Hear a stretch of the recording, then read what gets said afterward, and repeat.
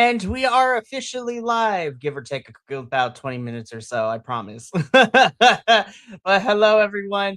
Apologies for starting a little bit late. Things have been kind of crazy over here. But we are here once again to bring you the All Elite Ensemble review, your weekly AEW post show here at BC WrestlePod. My name is Mikey, El Jefe of BC WrestlePod. Joining me tonight is Mr. Barry Allen himself, not the speedster, but still just as quick with it. Benny, I'm happy to have you here, my friend, and I love you and appreciate you for putting up with the nonsense. Happy to be here. We all got our own nonsense. And I might not be a flash, but I did not think this one out. Let's rock and roll. All right, let's just do it. So we're gonna keep this intro really short. YouTube, Twitch, and Kick is where you can see our lives. YouTube also houses our edited, videos of the lives on the main channel. Come this April, you might be seeing some other content there. Um, Social media at BC WrestlePod for report cards, predictions, previews of weekly television episodes, things like that nature. We have merch, BC WrestlePod shop.fourthwall.com. All those links can be found in the chat, and we have a coffee bot ever so often in Twitch and YouTube. If you want to donate to help us pay for our streaming services, as well as keep the lights running here, we would appreciate that, but no pressure because we know things are crazy out here. And we love you anyways. All right, now that we got it out of the way, let's just get into it because AEW, I love you. We're coming off a really great, amazing pay per view of Revolution. And then things got a little weird this week. Dynamite. Listen, I'm just gonna say this now because I don't want to keep bringing it up because I don't want to be angry. But cutting up Dynamite into two parts was a choice, but I understand because it's not the first time they did it due to the college basketball playoffs and the tournament and stuff like that. But I said this before, and to Benny all this week leading into this, but I will say it on air. Fresno, you need to go sit in the corner and think about what you did. You don't get another AEW show until you get it together. I was very upset with this crowd. I was like, damn, y'all. I was just like, did we get lost in the sauce before we hit live? What happened? Yeah. The way that they split up Dynamite Collision into Collision into two nights, it made it extra long, and the poor talent, because that crowd was had tapped out halfway through the first Collision. I was like, I My understand, y'all. God. Those double tapings can be long. I know from experience because I was there for the double taping of Dynamite and Collision for Dynamite 300 and Dynamite 300 and Collision 100. But damn, y'all, that is why you go get a drink, you get a snack, you go to the bathroom in between, so you're ready to go. Yeah, and stay away from sugar because sugar will make you tired. Listen, I saw that all too well at some folks with Revolution. I'm like, this is like a 4.5 hour show, y'all. We got to pace ourselves because it's going to strap in because it's going to be a long night.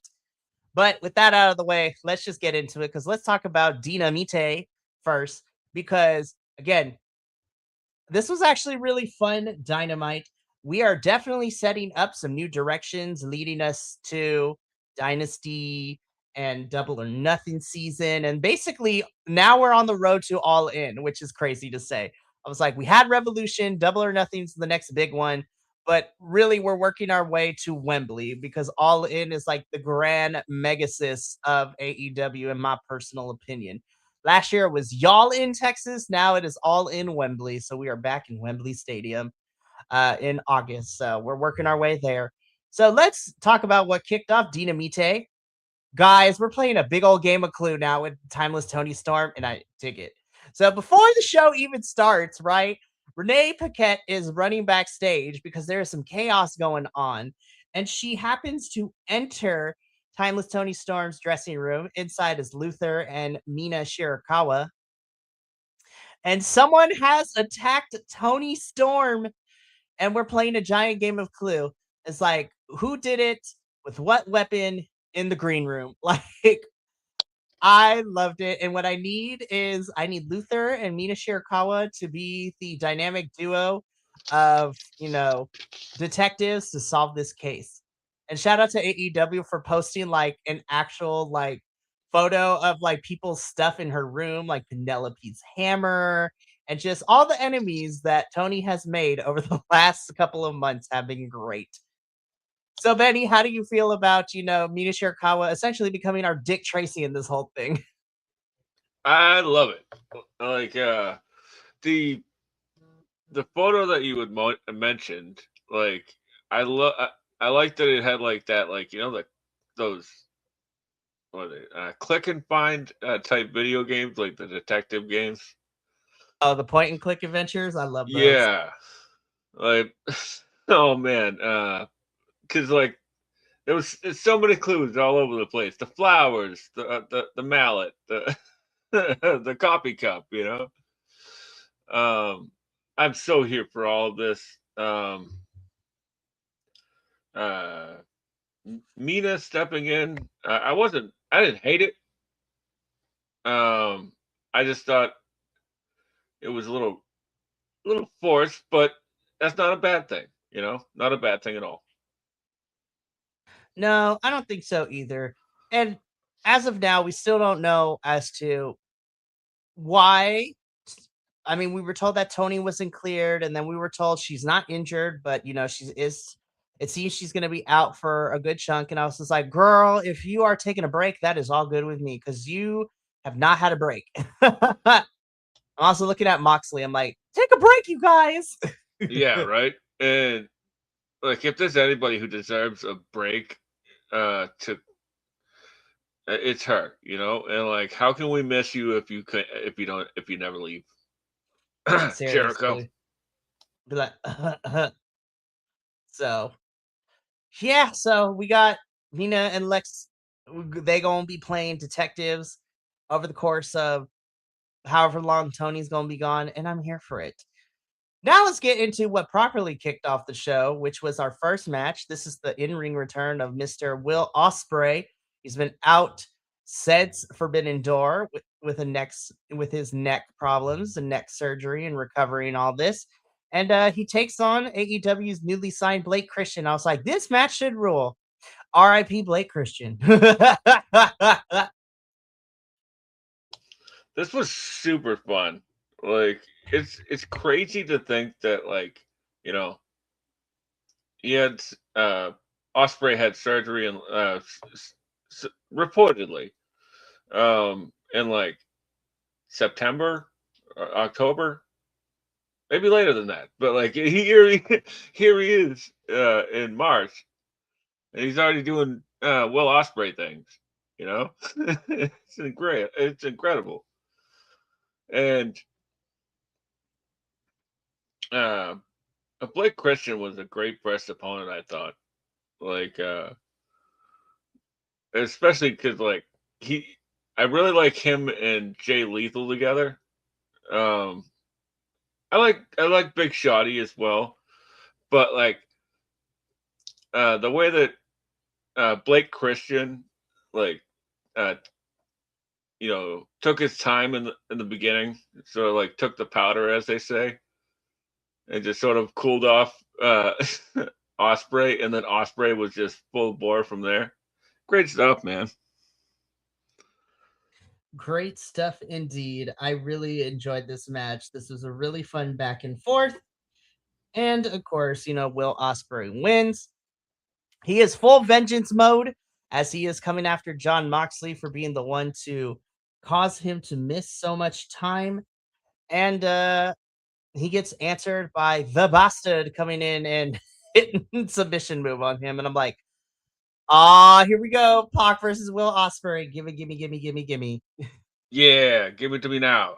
I was like, I uh, smell a dynasty match. in the last match, like there was like a moment where like Osprey had hit Blake Christian with something, and like Blake Christian like landed on his knees in position for the hidden blade.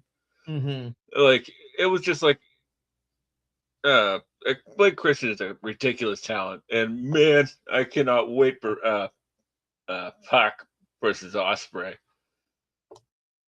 That match is gonna rule. Cannot wait for it. So Osprey is seemingly going to be going through the Death Riders, and I'm here for it. So more on this development as we continue to watch AEW Dynamite Dynamite. Moving on.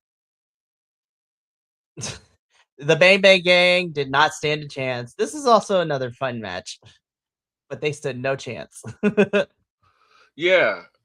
One thing I really liked about this was that they've been sort of working on this kind of thing for a long time, right? Like where they one match bleeds into the next, right? Because Moxley and Osprey, they're setting that up. So Yuta, Mox, and Pac come out and beat up Osprey, leading to the Bang Bang or what? Yeah, something like that. The Bang Bang Gang makes their entrance, right? And then they're still out there. I'm just saying I like the way that they bled into each other. No, and again, this isn't the first time AEW has done stuff like this, but I do appreciate it that they do it, but they also don't do it this very like it's sprinkled throughout. It's not Mm, like every other week where we're bleeding into a match, but it just makes a lot of sense for what we're setting up here.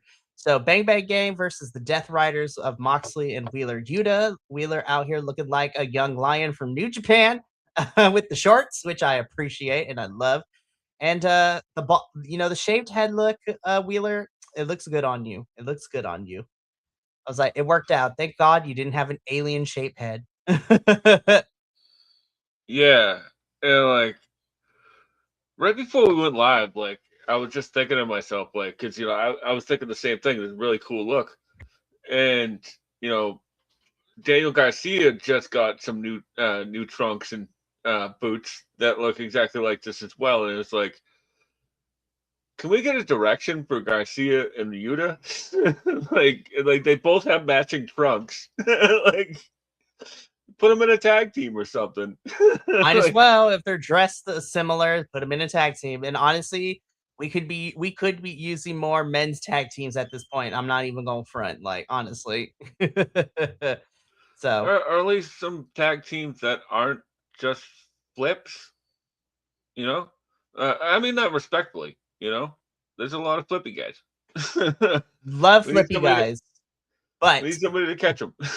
yes, we need people who can catch them because we don't want flippy guys to get hurt and then be out for a while. Those are never fun. So, and honestly, could also see them in the trios division at some point. I mean, more details on tomorrow's review of CMLL, but I thought they did. I had a fun time watching the Death Riders and Sky Team in Mexico go for the CMLL Trios Championship. So that was fun to watch. But again, Death Riders pick up the victory over the Bang Bang Gang, and we continue on with Dynamite. This is where I got annoyed with the crowd. I'm like, guys, look at this beautiful madness. Look at this beautiful madness that has happened and transpired on our screen. And we are quiet AF. Boo! Boo! Boo. Yeah, this was very what did I say, and Plan 9 esque, right? Because this pre-tape segment was in the daytime, and then it's like 8 o'clock at night. Um, but what a cool segment, man! This was really really cool. Like this whole episode was really. I want to use the word experimental. Like they were not afraid to go outside the box. That's for sure. And I'm here for it. I just don't know what Darby does next. Because I know he's going for the title and everything, but you jumped a car. You literally jumped the shark. I'm like, what else are you planning on doing, Darbs? How are we gonna top that? And then I say that and then watch him do something crazier. Because every time I say, what is Darby gonna do to top that? And then watching the last couple of months, he set Moxley on fire. You know, he took a skateboard to the face a couple of times. He flipped a whole car. Like Yeah. he got drowned on pay-per-view in a fish tank. He got Yeah, literally dogged collared at Revolution. I was just gonna think that, like, yeah, maybe he should go like full Mick Foley in ECW, where he just like doing the anti-hardcore stuff, where he just Oh my wrestles, god. right? For real. Right? Be like no crazy spots. Yeah, like, everybody else does it, but he's just being a straight up wrestler. you know? Seriously. So this was a lot of fun. They were doing very experimental stuff with that pre-taped, and I loved it. I was mad at this crowd, but you know what? Darby does beat Gabe Kidd, and you did mention this, Benny, that Darby gets on the mic after the match and says that he's coming for MJF in the title. Meanwhile, MJF is at Disney World. The pictures are amazing, MJF. Continue sending us pictures because they are great. I wonder if all these people, because this episode, I'll make this really quick, but I noticed that this episode was very uh, main event scene heavy, right? Like it was like main event scene forward, and I wonder if this is all leading to the Owen. Like, I honestly think so because this is normally around the time where we start getting announcements. Because if they're gonna have the Owen lead the finals again lead into Double or Nothing, I was just like, yeah, we pretty much got 2 months. So I honestly think we're getting the Owen and the Owen announcements in like the next 2 3 weeks. I think once after we get through Dynasty, I think they'll start announcing. yeah, I agree as well. They could even have like a opening round on uh, Dynasty, Seriously, if they love wanted that. to. I mean, why not? Don't have the Owen and then make us 5 weeks to have more matches. I'm looking at you last year's Owen when we announced it too early. Yeah, and then it was like boom, boom, boom, boom, boom, boom, boom. It's like, good God, y'all should have waited until we got into like the beginning, middle of April, but that is okay. So we'll see excuse me. We'll see what Darbs is gonna get into as we continue on. But from this match, guys, we're on a road trip with Jack Perry. And so he the Lucha Express, literally the Luchasaurus bus, as we're gonna call it, makes his way to Fresno. Jack Perry is gonna be in the main event tonight, taking on the Don Callis family, and he has found some partners in the form of the Young Bucks. So I'm just sitting here and I'm like, oh, this should be a fun match. More on that development when we get to the main event. But I do like the Luchasaurus bus, and please keep it forever because it's great. So, uh, this is just an. I'm just kidding. But Jack Perry seems like the rich eccentric kid in the neighborhood Oh my that gosh, like. absolutely. They're like, he doesn't have to worry about money, so like he's just like making knives and making friends with squirrels. Like I go to work once a week. Like, He honestly, he reminds me of, like, I don't know if you had this, but like I had a friend like this in high school and in middle school where, oblivious is not the word, but like this kid was loaded with monies, but he wasn't like rich and snobby about it. He's just like, oh, let me pay for this. I got you. And I was just like,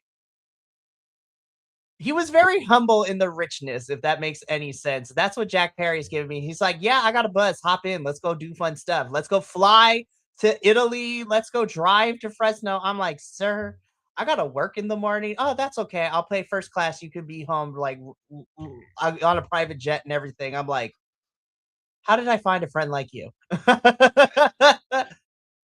They will take yeah, care of yeah. you. I need a friend like that. We all need a friend like that.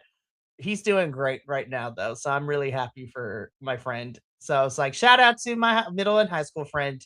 Thank you for taking care of me, and thank you for also continuing to support these weird little projects we do. Anywho, So we're going to talk about the Bucks and Jack Perry in the main event a little bit later. But right now, this promo ruled and the crowd went mild and I was angry. But this promo was great. I loved it. Though I do have questions about. I understand now what's happening tomorrow night on Dynamite, but I was just like, do we really need to put Kenny's EVP position up? He hasn't really done anything to be kind of like a dick or abuse his power a little bit. So I'm just like, I have questions on that Swerve, but honestly, this promo was pretty good. I liked it. Yeah, I've always had the same. I had the same reaction. Like last week, I was like, well, like in fact, like Kenny's actually gone in the opposite direction with for like the most of his, like, you know, his story. Like, but like I love this segment. This was really like comic book villain. Mm-hmm. Like, yeah, Fresno. I know you like Swerve, and I know you like the chant, but he's a bad guy. You could have booed. Like it's It's okay to okay to boo. boo. It's okay to boo. Like I It's love okay to Swerve. play the part. Yes, it's okay to play the part, honestly. Um, I'm trying to remember because I think I blocked it out of my memory. It wasn't this where we got the what chance, correct? It was not. Okay. Um I thought so because I was like, y'all know better not to do that with Swerve. I yeah. think Luckily it was. luckily they got he got through this one. You know, it's been happening a lot lately, actually.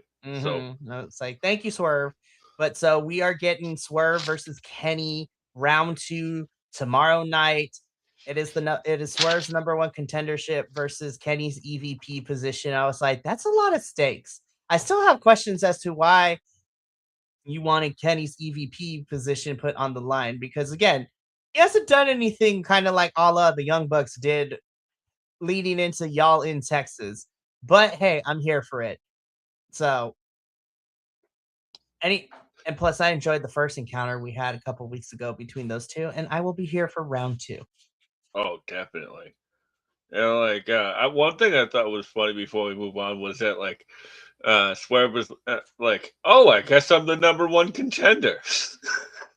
Because after he beat Brody, they just like retconned like that match was for the number 1 contendership. He's like, I "Really?" was like, I wish AEW would have told us that. Then I would have been less mad about Brody losing. Like because If I was for Brody, I'd be stories. pissed.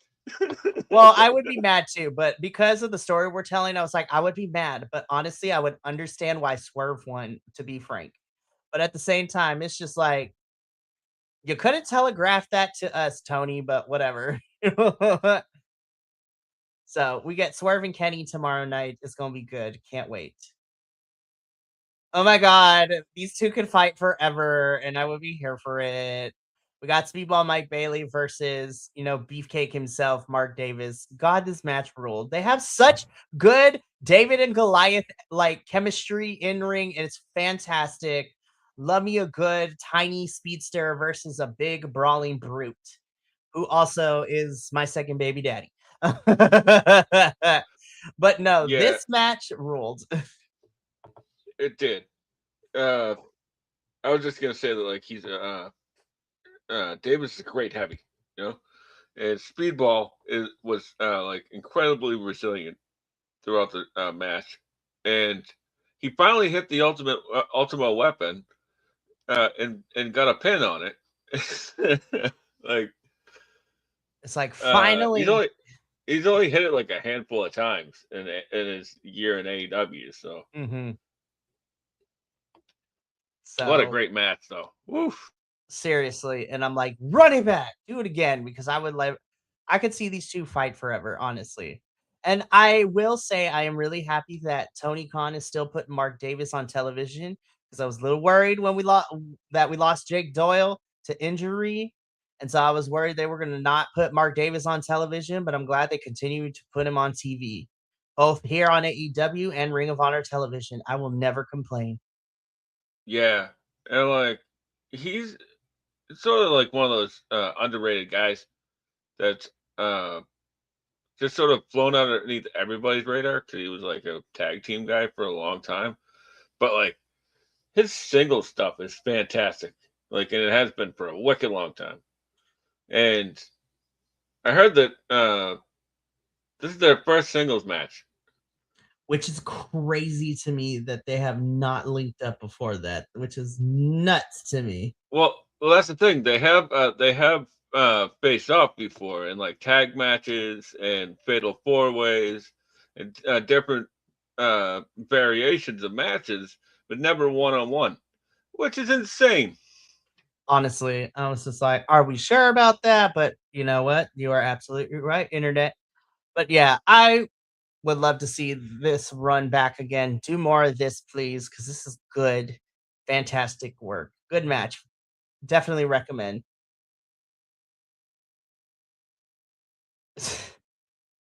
Rocky Romero and your little shit eating grin. I love it. I love this. You know, Okada and Roppongi Vice. That is a combination of Don Callis family that I can get behind, honestly. I think that would be great. I just realized this is chaos. It really is. This is literally chaos, just AEW font. Which I I'm okay with. didn't realize it until just now, like looking at the picture. They are chaos. It is fantastic. I love it. I was just like, oh, Orange, you have like you assembled a really crazy group of individuals back in New Japan, and we're bringing chaos to AEW. Love it. But Okada is teaming up with Roppongi Vice against Jungle Jack Perry and the Young Bucks. So more on that when we get to our main event. Because right now, Marina Shafir does not give two licks of a Sunday who attacked Tony Storm. She ran away and she'll beat anyone and everyone up. But I was just like, facts, Marina, facts. And I was just like, Takio ish, girl. She's so great. Love her. And speaking of great things, yes, we talked about how Mina was thrown into this match very last minute, but Mina and Marina did some really good stuff here. And I thought this was a really solid match. I love that Mina came out with the bat, and it was amazing. And this match was fun. It was pretty great. I have a few qualms that I'd Mhm. like stuff, and they go as such. One, a barbed wire bat is not a hole to be barred. Um, if uh, if if you want a hardcore match, just call it a hardcore match. There are no holds that are barred in AEW, so it's For not a real. no holds Just call barred it a match. hardcore match or a street fight, and we've been okay Street with fight, it. yeah, I'm fine, but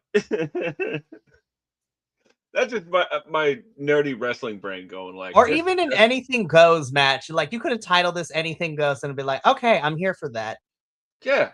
But like my nerd brain goes, that doesn't mean what that means. like, Like, uh, make it make sense.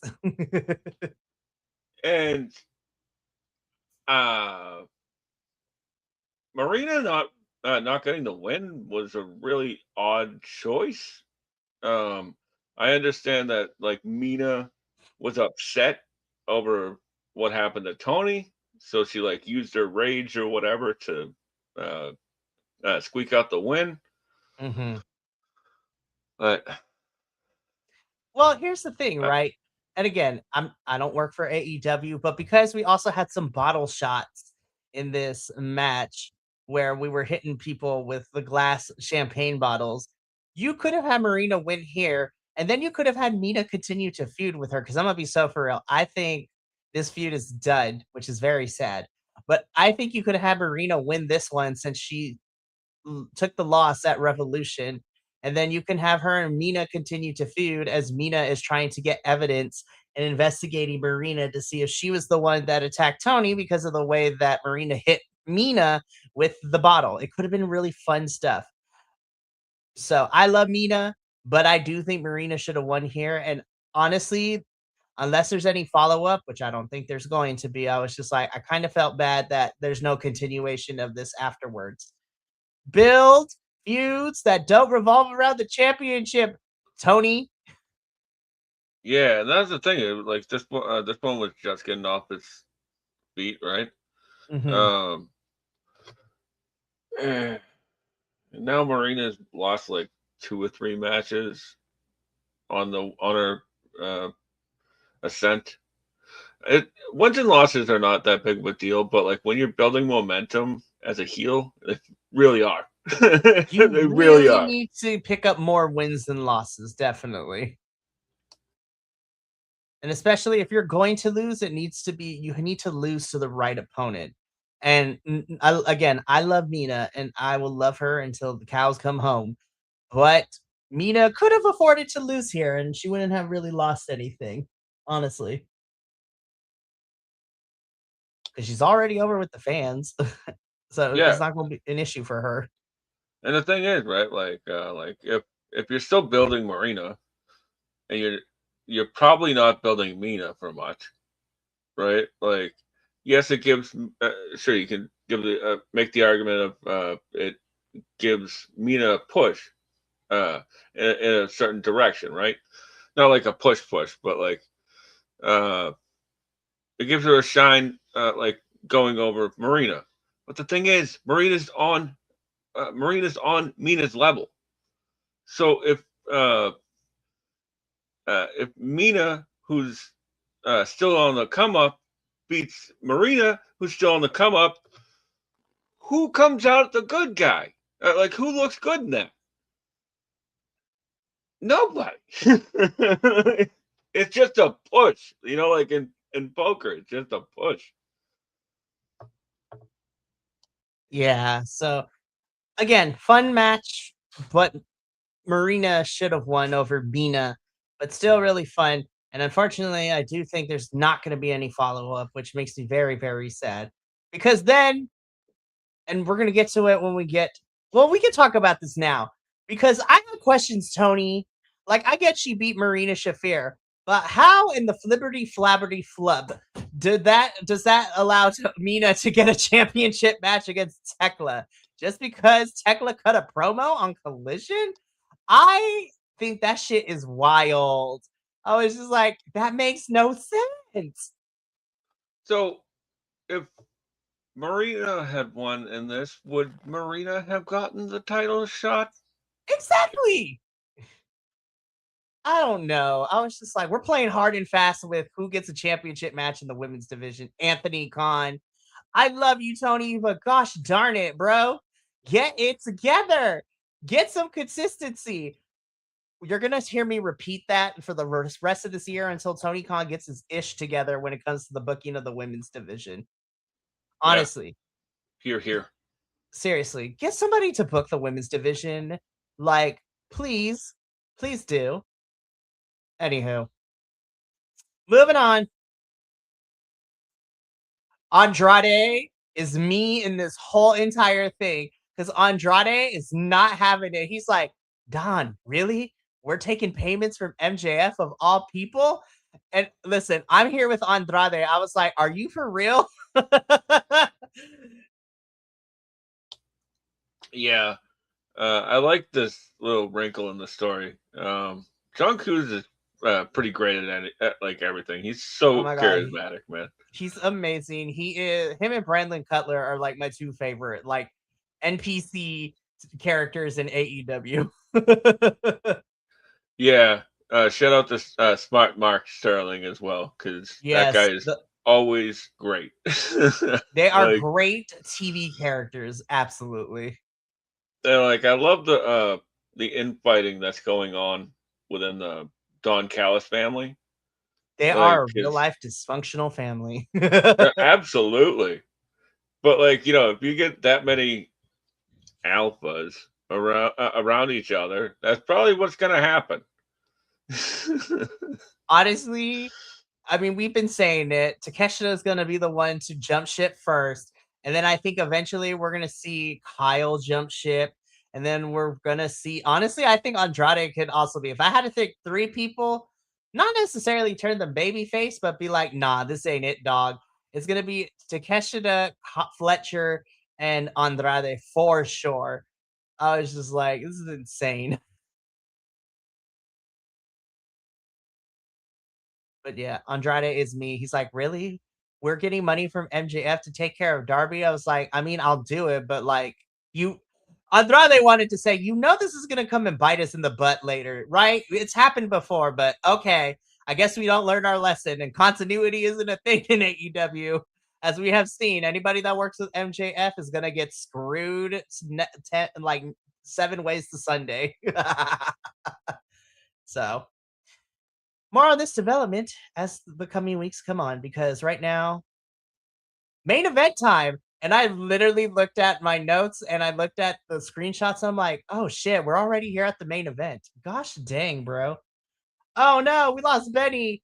Benny, come back to me. No, but I am going to do my best to vamp here. So we get the main event. This is the Don Callis family. So this is Kazuchika Okada and Roppongi Vice taking on the team of AEW National Champion Jungle Jack Perry, teaming up with the Young Bucks. I personally thought this was a really fun match. I thought everybody did their part here. This was a really fun Dynamite level main event. This was just fun. And we experimented with like who we have in the main event, which I agree with my compatriot Benny, who said this earlier. It felt like Dynamite was very top heavy in the sense that we had a lot of the top of the card be on Dynamite. And I do believe it is leading into the Owen Hart tournament. So that's coming around the corner. If AEW is going to have the finals for the men and the women once again, you lead us into Double or Nothing, and the winners get a guaranteed championship match at All In. You know, that definitely puts a lot of things in perspective. So this should be interesting of how we're going to get there. So, yeah, so the main event, I had a good time with this, and Mr. Barry Allen, you can give your thoughts really quickly before we talk about what happened after the match. How do we feel about our main event match? This was a really fun match. It felt like a group of friends patting each other on the back, but it.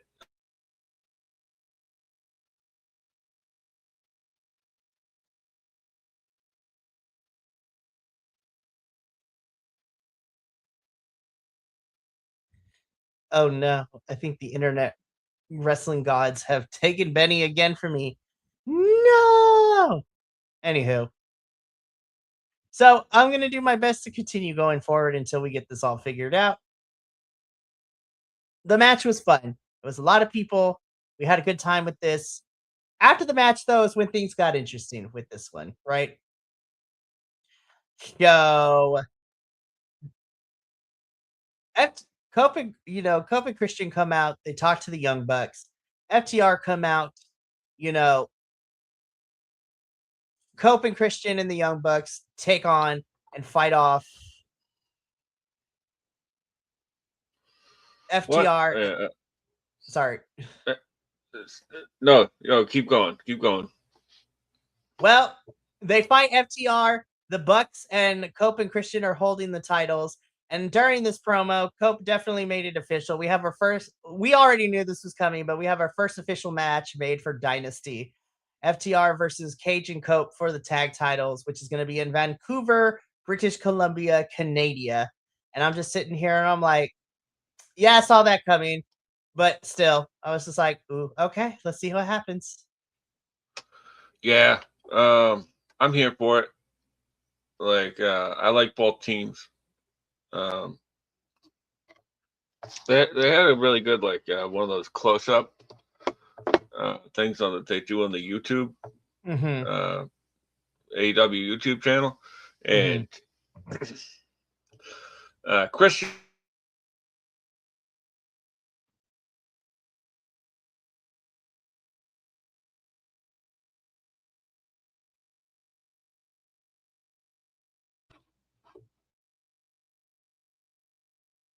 Oh no.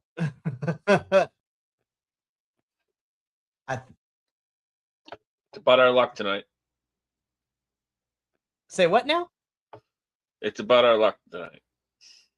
Yeah, unfortunately. We're gonna keep going though. So don't know. The EC, well, here's the thing, right? So, I mean, it's in Canada, so I can obviously Cajun Cope having home field advantage. But I'm just sitting here and I'm like, I feel like this is not the team for FTR to lose the titles to. But then I also think about who is the team for FTR to lose these titles to? And I still can't come up with an answer right now. Yeah, this is the. I think it's honestly, it's got to be Cope and Christian, like Yeah. because nobody else has been built, and not to throw too much shade, but it's probably because all the other teams haven't been big stars everywhere else. So I mean, touche. But yeah, that is Dynamite. So now let's get into this weirdly chopped collision because we got Slam Dunk Saturday and Slam Dunk Sunday to talk about. Saturday had more interest. Saturday seemed to have more content. Sunday just had good graps with some development. So let's speed run through Collision. So Collision Slam Dunk Saturday. Ah, God, I knew as soon as this match was happening, I was just like, I am the Jonas Smith meme that's going like this and screaming. I was like, oh my God, it is student versus teacher. Ah! yeah, this was great, man. I really like how they've been introducing Robbie Eagles to the AEW audience over the past few months, so this didn't feel out of left field.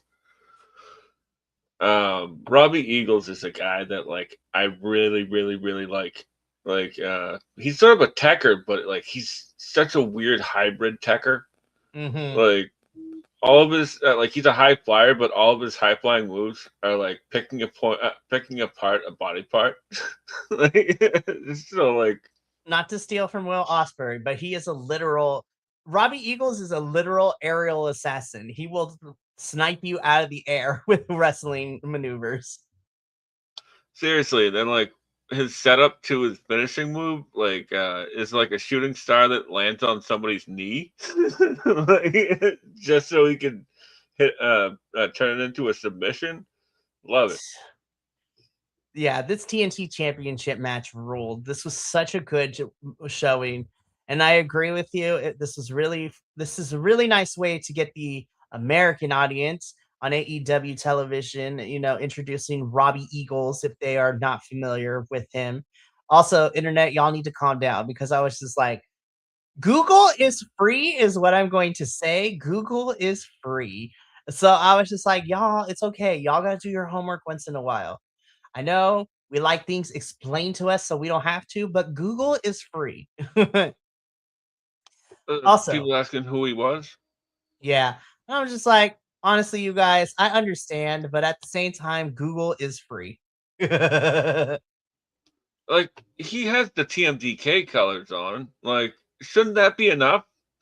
It's, Like, listen, Benny, I 100% agree with you, and I am not, diminishing your thoughts.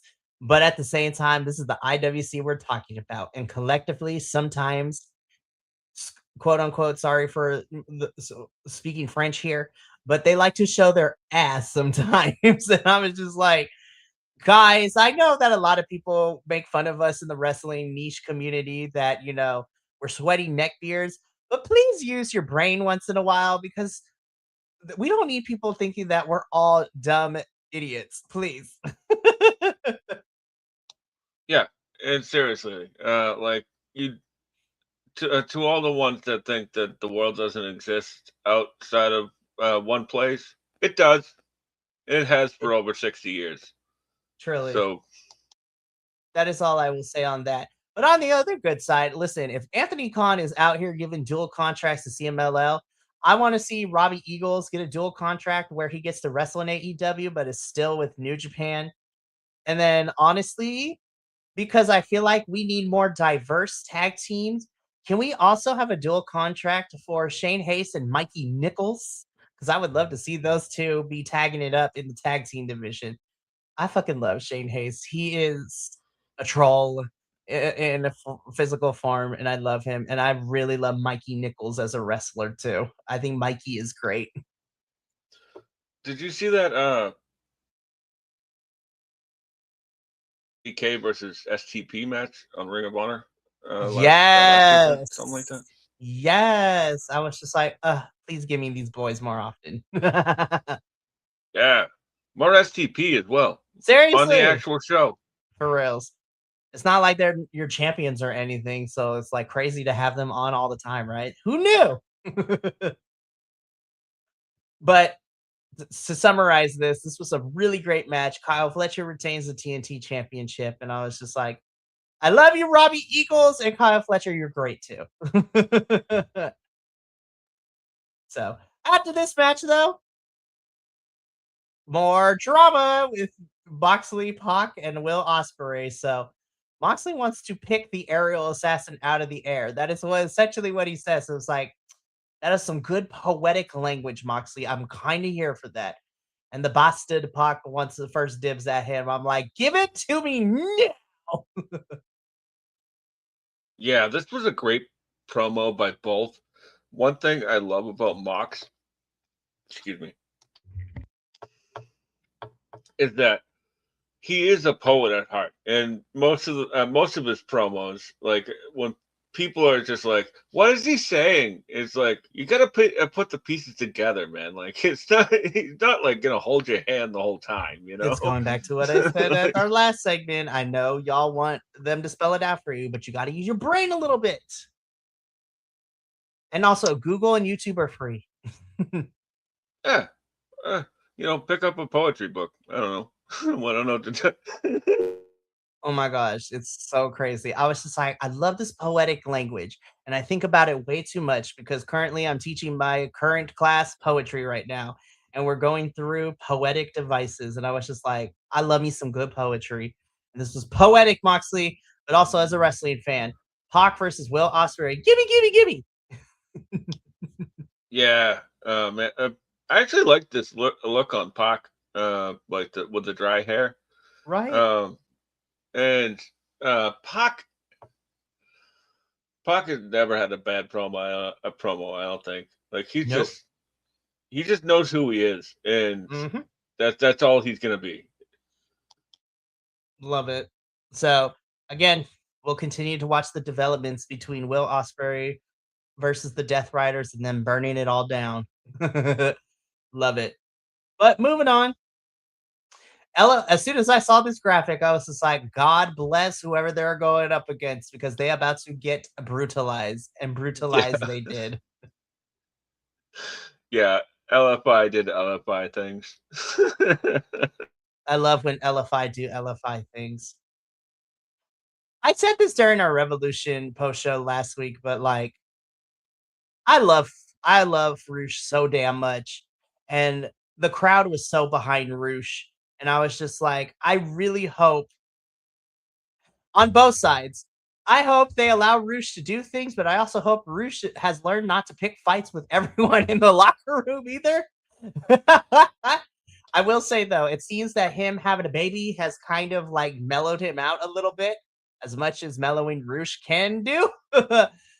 But there was a different energy about him during the 21-man blackjack battle royale Revolution. I was just like, he's bringing a different energy, and I'm kind of here for it. Yeah, he seems happy, like that way. He seems that way for like the past like 6 months to a year. But like, like when Roosh is upset, when Roosh is upset. You're gonna see it, and unfortunately for his opponents, you're gonna feel it. Yeah, and like he's gonna come in, beat somebody up, and leave. Like that's all he does, you know. It's crazy out here. But LFI wins essentially this enhancement squash match, and LFI doing LFI things. We'd love to see it. We'd love to see it. Tekla, this promo was great, but I still don't understand how this allowed Tamina to get a title shot, but whatever. Because Tekla's just like, oh no, she ran away, and all these other girls can run away because nobody can handle the toxic spider. And I was just like, Yes, ma'am. You get one of these. Yes, ma'am. I love Tekla as champion. She brings something fresh to the division. So I'm interested to see who is gonna step up to her next for this title. Well, it's Mina, but we know she ain't gonna win. Yeah, I'm so here for it. Like as you said, like she she has like a confidence that like very few wrestlers do right now.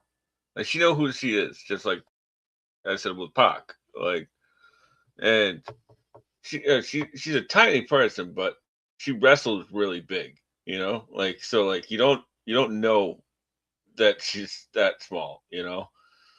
Yeah, and again, something I didn't say during our Revolution post show, but you say all that, and I agree with you because the crowd was so split at Revolution.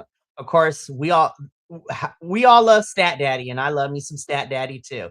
But the crowd was evenly split between Stat and Tekla, and it was so much fun to listen to. But Tekla is so good, and I'm so glad that she gets to showcase a lot more. And not to say she didn't get to do much in Stardom, because she did get to do a lot of fun stuff, but it's really cool to see her finally come more defined in her character and not have to. Well, I mean, she has a faction, but unlike in Stardom, she doesn't have to rely on said faction to give her weight in terms of character, if that makes any sense.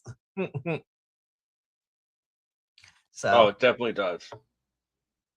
So tomorrow night it is Tekla versus Mina for the AEW Women's World Championship. So we will be reporting all that next week. But it's happening tomorrow night. I'm excited. This match was also really great. Nice to see the Brawling Birds once again actually fight an actual tag team. And you know what, Sisters of Sin? You did the darn thing and you actually held your own against these British bruiser weights. so Yeah, I thought Sky and Alex had amazing chemistry in right. this, and it, as you said, like it was great to see the birds uh, mix it up with an actual tag team because this was probably the best tag team match of the week. Honestly. Like, excluding like PWG fun matches, but like Mhm. um uh the the birds look great as a unit. Like that you can tell that they're just like they're clicking on all cylinders right now. Like like sometimes it takes people time to get their feet underneath them, and their feet are firmly planted. As SpongeBob would say when he was driving, firmly grasp it. No, but I agree with you. It has been a very up and down week for Miss Alex Windsor. The Brawling Birds get the win here, but over this weekend, Alexis Falcon was the one to dethrone Alex Windsor as she is the new Rev Pro Women's Championship. So shout out to Alexis Falcon. We love Alexis Falcon here, especially for those of us who watch Progress. So not only is she the Rev Pro UK Women's Champion, but Alexis Falcons also is our current Progress Wrestling Women's World Champion too. So And we she's like the number love one contender for the Eve's world God title. that too because she won. She won the match. So my goodness. But no, Alex Windsor, though, you can still carry your head high because you are still our New Japan Strong Women's Champion. So love that.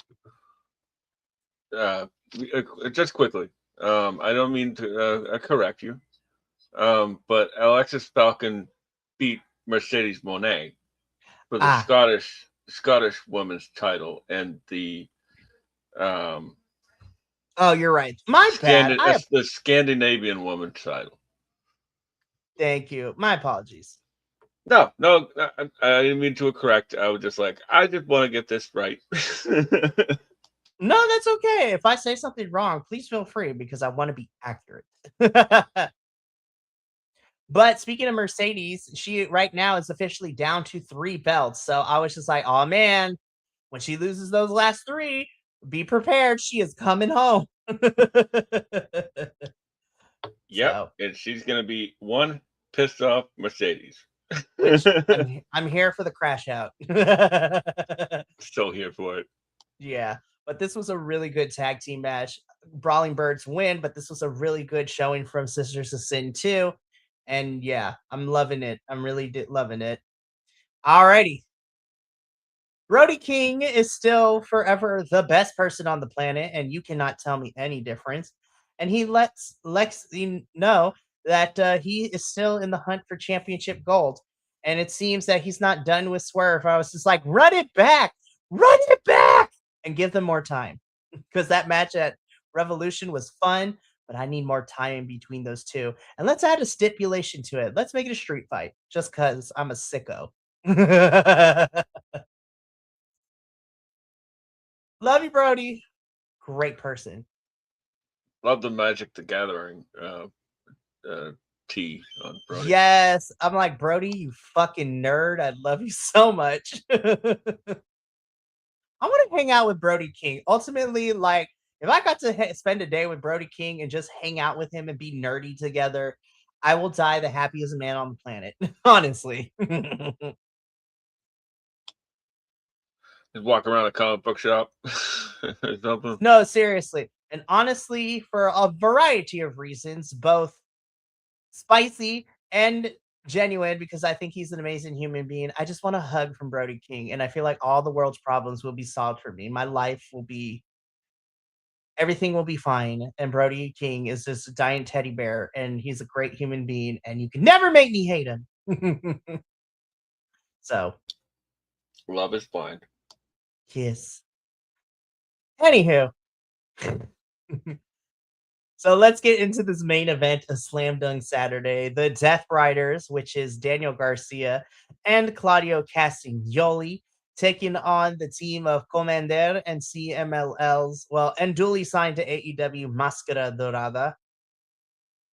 This was great. This was so good. I was just like, ah, yes, lucha things. Yeah, lucha things. Danny is so comfortable being a heel. Like he's having so much fun. Like who cares if the crowd just like doesn't know what to do with him, like cheer him or boo him, but he's Mm-hmm. having a great time. You know, and like Claudio like seems to be living his best life against luchadors right now. Seriously. And I mean, we talked about it. I talked about it last week on CMLL with Claudio having a dual contract now, but in the opposite direction. Claudio has a dual contract with, I mean, he signed to AEW, but he also has a contract now with CMLL. And I was just like, ooh, this is great. Let's make that more of a thing. I love that for him in like the twilight of his career. It's like he's so great, man. And like uh Dorada and Commander like doing the top rope moonsaults to the outside. That was insane. Mhm. Like, I was like, man, this is a pretty fun tag team. Like, if we're gonna get see Dorada and AW more, like, I wouldn't mind seeing this as a tag team more often than not. For reals. This was so much fun. I mean, Death Riders do win, but still, this was a really fun match to end Slam Dunk Saturday. Alrighty, let's get into Slam Dunk Sunday because this was more graps and less promos. Uh, but let's talk about this first match that opened up Slam Dunk Sunday.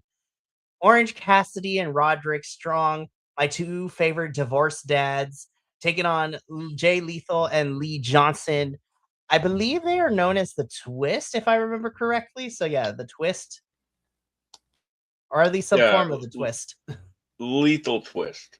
Lethal Twist. Thank you for yeah. I was like, I know the Twist is there. Um, This was a fun opener. Orange and Roddy have really fun chemistry together as a team. I love them. They win. This was a fun, I will put it this way. This was a fun opener to Slam Dunk Sunday. Unless you were in the UK, because you watched this on Saturday instead of Sunday. Exactly. Oh man, like I I'm really digging OC and Roderick as a tag team because like you know it, Roderick being the straight man to OC's silliness, like it just works Mhm. perfectly, you know. It And really does. Roddy's always been a guy that like everybody's like, well, he doesn't really have that much personality, but like, man, has he shown everybody wrong in this AEW run? I love this for Roddy, honestly. Well, let's talk about him really quickly. So like I said, Orange and Roderick win, but it's after the match though that has the most character development for Roddy because he lets us all know that he was here to be with his bestie. I will say though, Roddy, I love you. And I was just like, and you and Marina are a cute couple and you got cute kids together. But the way we were presenting this promo, Roddy, I was just like, there's a little bit of layer of homoerotic tension, and I was here for it. Because he's like, my friend Kyle. I was like, ooh, they were lovers. I was like, it's like I was here for my friend Kyle, but then when he left, and it's just like, sir, you could say he got hurt. It's fine. But he's just like, when he left, I didn't know where to go. But you know what? Could go, but Orange and everybody else showed me they cared about me and they loved about me. And guys, I'm officially part of the conglomeration. I was just like, I clapped along. I was like, yes, Roddy, finally, you finally come to the conclusion we all did months ago. But I'm really proud that you finally got there. I was having a hoot with this. I was like, yes. Yeah. To be honest with you, I'm gonna take it a little bit more somber route. Um, I think that was Roddy telling us that Kyle was done. Oh, don't say that. We haven't seen him, and he went out on top. I mean, that's So very true. I was just like, no, we already lost Adam. I listen, however you feel about Adam Cole, but I was like, Adam Cole and Kyle O'Reilly. I'm like, no. yeah, like don't quote me on it. It's just a hypothetical. You know what I mean? Like that's just how I read it. I Like mean, that could also be it too. I was just like, poor Roddy, man. He is truly here by himself, but Orange Cassidy and him, he has a new friend in Orange, and I'm okay with yeah, that because I was just I can't wait then. for the interaction between Roddy and Mark. Just like Oh my god, yes, when Mark comes back, I was just like, "This little trio is gonna be ridiculous," and I'm here for it. Um, but of course, we couldn't let the tender feelings last because the dogs are on the Titantron and they interrupt this feel-good moment. Clark Connor's out here having the best hair care routine. I was like, God, Clark, I'm jealous of this hair. I was just like, but they're not done with OC and Roddy in the conglomeration. So tomorrow night it is OC and Roddy versus the dogs. So I was just like, okay, I'm okay with this because we continue this feud and hopefully the dogs will win tomorrow night because we need to make it even because I feel like they shouldn't have lost at Revolution, but I still had a fun time watching that match. So hopefully they get a win tomorrow night. But we'll see what happens. I thought we were moving on, but I thought so too, but apparently apparently not. not. You know It's what they just say. it's, Tony will keep it's the booking it. it's the Tony Khan hamster wheel. Like anytime that you think that that's the blow up on the pay per view, Nope. it's oh look at that. It's Wednesday and we're rolling it back. Be like, But weird, but I'm not upset. yeah, I like everybody involved, so I'm not complaining. You know, Right. like and like I find it funny like that. You know, Clark's over here looking like the dude or whatever. You know, from the Big Yes. Lebowski, and Clark Connor's in the David Finley in the back, like in a suit. An open collar suit, no less. We love it. Fantastic. What a heel. But we're going to get this match tomorrow night, and we'll see how that goes. But after this, though, Divine Dominion is in action. And when I saw this, I was just like, God bless whoever was going to be. And shout out to Viperous, not Viper, sorry. It's just, I'm sorry. I'm thinking of GCW Viva stuff Van. because, yeah. No, yeah, no, it's Vipers. You're No, right. no, I thought it was Viva Van. Oh, no, it is No, Viperous. yeah, it is Vipers. I'm going to be so for real. I do this. I do the same thing all the time. Honestly, it's because of the hair. Like nothing else. Like because like they both have that split in the hair. That's where I get confused. Right. So this was a tag team match with, Viperous. You know what it is? Because recently I've seen Viperous and Viva fight each other so much. I was just like, damn, y'all can be twins. Not even gonna lie. Fresno, I have been giving you crap the entire time, but I am going to give you your flowers for this one because you were on the right side with this one because everybody was hooping and hollering for Viperous. And I was like, listen, your mom's favorite chola is going to be the best thing that happens. You are in not Southern California, but you're in California in general. So Viperous and, being the cholita that she is always going to find love wherever she goes in California because Los Vatos Locos, man. We always support the cholitas out here, man. Yeah, this match was really fun. Like I like this statement win. Mm-hmm. It's sort of backwards, but it was really fun. It was a really fun match, and I really liked the pairing. I do too. I think Megan and Lena make a really fun monster team. And like I said, just have them dominate leading into Wembley. And then you can have them versus the Brawling Burrs. And that is a literal hard, straight up fight. Like, honestly, that is what I want, Tony. And also, I'm praying to the wrestling gods that nobody gets hurt between then and between now and Wembley. Because Lord have mercy. We saw 2 years ago when we got injuries heading into Wembley and how we had to shift the card a little bit. So please, let's not. But statement win from Divine Dominion. Loved it. Once again, so Tommaso Ciampa, Leo Rush. Love the presentation for Leo that he's bringing the Black Heart character to AEW American television. But because of that, I also will reiterate what I said earlier. Guys and gals and non-binary pals, or in the words of one of my favorite anime villains, to all my bitches and bros and non-binary hoes, Google and YouTube are free. That is what I'll say. It also like I think you said it yesterday. Like, it really shows who's watching the indies and who's not. Like, like y'all talk a good game, but when but when it comes down to it, you're like, I don't know what this is. Guys, Like, Leo has been using the Blackheart version of his character because this isn't new. He's had this character for quite a while, but he's been using the Blackheart like a lot more. And it kind of started when he went to the UK and he did the stint over in the summer with Progress with a couple of the shows he did with Progress last summer. So I'm like, the Blackheart version is great.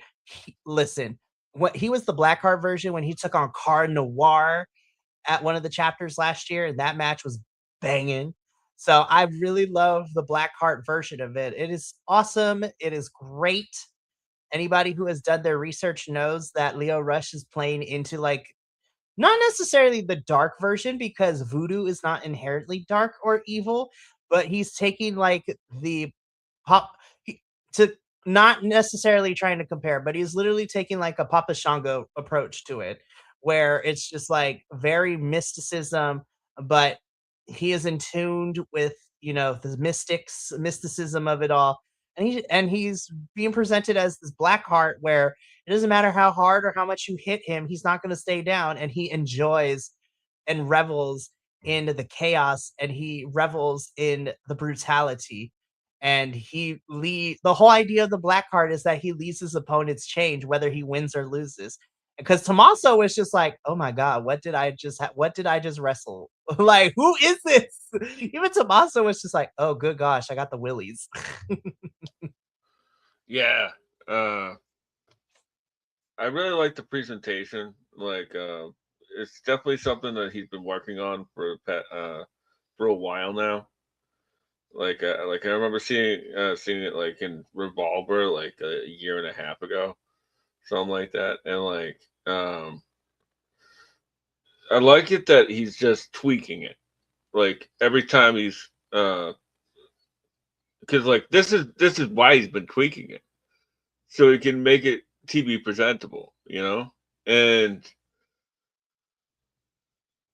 Leo Rush is the type of guy that like when I not to gush, I'll make it short. Since I saw him in 2016, like I was like, this guy is something else. And then he got signed too quick. I've been talking a lot lately about people getting signed too quick, right? He got signed too quick, and then they tried to put him in a box, right? And it didn't go well. And then he bounced around different places. So trying to find out who Leo Rush is as a wrestler, as a performer. And I'm just happy to say that it seems to be that he's found who Leo Rush is. And I'm happy for him.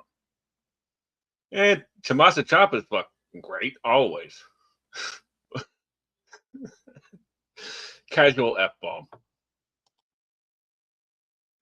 Oh my goodness, I love it. No, honestly. But yeah, Tommaso wins, but at what cost? Because Leo Rush, the Black Heart, changed Tommaso Ciampa. But yeah, this was a fun match. So I didn't include a picture in this, but social media and also Willow Nightingale was also on the show too, where she and Harley won a rematch for the women's tag team championships. And so Tony Khan tweeted this out either earlier today or yesterday, where the Divine Dominion have a choice to make. They and the way that Tony tweeted it makes me question some things because they said, "Does Divine Dominion give Willow and Harley another shot at the championships?" That gives them the rematch. I was just like, but I feel like rematches should be automatic guarantees if you're former champs. I was like, the rematch clause is the thing that happens. So how is it that the current champs are the ones who decide who to give a rematch to? I'm like, don't they have a rematch clause? But that's beside the point. I think we are gonna get a rematch, and then we're gonna push Megan and Lena to whoever's next, which I don't know who that currently is. But I was just like, again, they should still get a statement win over Willow and Harley if they do a rematch, and then just have them continue dominating women until we get them whenever you want to put them up against the Brawling Birds. So, Yeah. Uh, I don't even know what to say to that. But like, AEW has been ever since it started, has been pretty adamant about like no rematch clause. which Like, is fair, but at the same time, yeah, I was just like, don't put that on social media because I already know they're probably yeah. going to. But still, should be a I good didn't match. even know about that. Listen, Instagram tells me all the fun stuff. Like shout out to all the news reporters on Instagram for doing screenshots and news reporting on wrestling because y'all get listen, I'm messy. I love me some good drama and tea. But I also do appreciate all the people who are, being, wrestling journalism at its finest. So, but anywho, main event time for Slam Dunk Sunday Collision. And boy, howdy, was this a main event. This is for the AEW World Trios Championship. So Mystico and Jet Speed taking on the Don Callis family, which of course is the iteration of Konosuke Takeshita, Josh Alexander, and El Clan. Now, there was a point in this match I did get a little scared because, it seemed that when we landed on Josh Alexander's knees, he was not seen for the remainder of the match. So here's hoping that Josh isn't hurt. Because that would suck in terms of AEW. But with Global Wars and MLP Uprising coming up this weekend, That would really suck for your men's world champion to not be able to be a part of that. But Right? besides that, this was a great match. So I'm really glad. I didn't even notice that the press has two titles, which is on brand for AEW. Because he loves champs, and I'm really liking Jet Set Mystico. Um, I like the masks. Like everybody's Right? got their own mask. Like Speedball's got the headband, and Kevin Knight's got the goggles, like the the Kushida goggles on his mask. Mm-hmm. The levels of detail is what I love. You know, it's the little things. You know, Right. and like Mystico is just so great, man. Hey, just put something in the private chat. Uh, I'm not the best at speaking Spanish. Could you just say that word for me? Yes, I will be your token brown person. No, I was kidding. No, no. So mestizus is what you're trying to say. Yes. I remember when back in like 2015 when Mystico was portraying that character. Mm-hmm. And he's what my point is that like he's grinded and grinded and grinded to get where he is, and Mm-hmm. the talent will never be denied when it's that great, you know. Right. So Like man, I cannot wait for like a singles match. Uh, well, maybe not, but like this match ruled because like everybody in this match looked like a star. mm-hmm. Unfortunately for the audience, you wouldn't be able to tell. Right. Uh, so, but this was a fantastic main event for Slam Dunk Sunday. Mystico and Jet Speed are still your AEW World Trios Championship. And again, it's been a busy week for a bunch of people in this picture because this was all taped on a Wednesday. But then you had everybody flying everybody else. Like you had Mystico going back to Mexico as he would team with his Sky Team Trios Championship mates, Mascara Dorada and Neon, to take on the Death Riders. Claudio also took on Echiceto for the CMLL World Heavyweight Champion. Congratulations to Echiceto, as he was the one to dethrone Claudio and gain the championship back for CMLL. So that was a lot of fun. And then Takeshita, as we saw, flew all the way to Japan.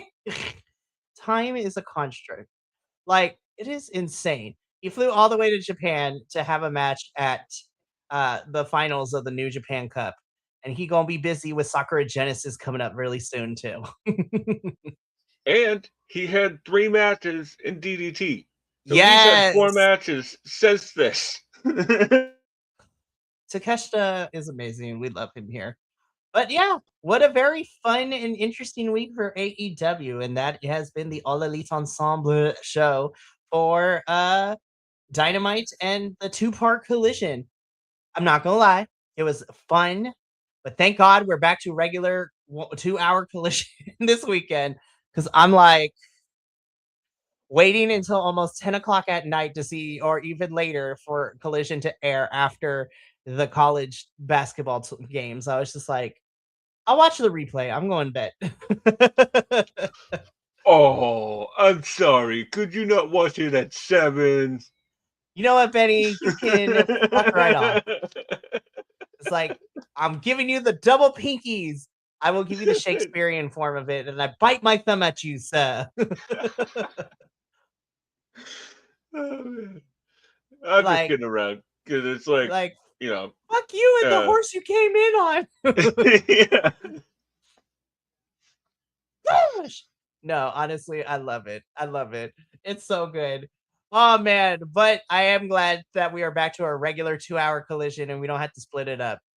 And not to put Benny on blast here for a little bit though, because he's like, did they announce that they were going to break up Collision in 2 parts this weekend? And I'm like, yes. But to be completely honest, when they said it on Dynamite, it was in the middle of the either Excalibur or Tony Schiavone. We got 15,000 things to say towards the end of the show before this main event. So we go just going to spitball it.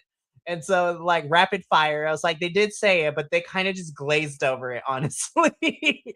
I was just like, damn, you could have given a heads up, but whatever. Yeah, It's done and over with.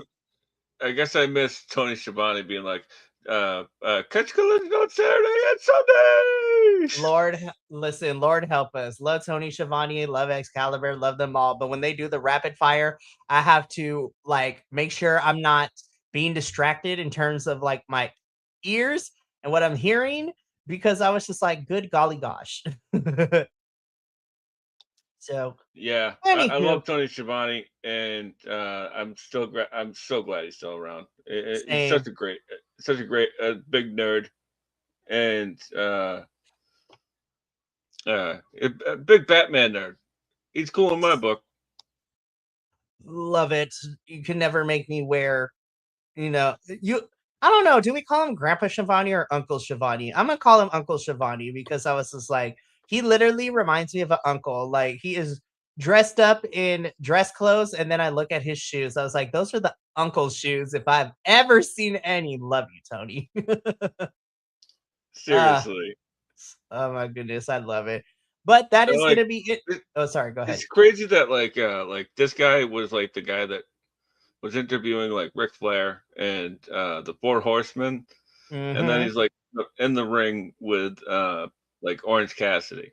Like What a here we career, are man. 50 years later, you know? For Crazy. real. Oh, I'm with Tony Schiavone. yeah.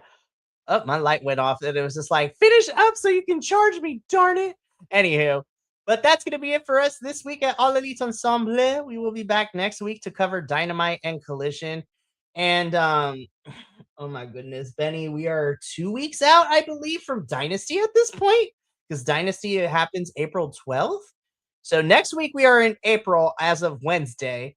And so, yeah, we're about 2.5 weeks out from Dynasty. I'm like, good golly gosh, it's going to be a quick build. It's going to be a quick turnaround, y'all, which I'm okay with.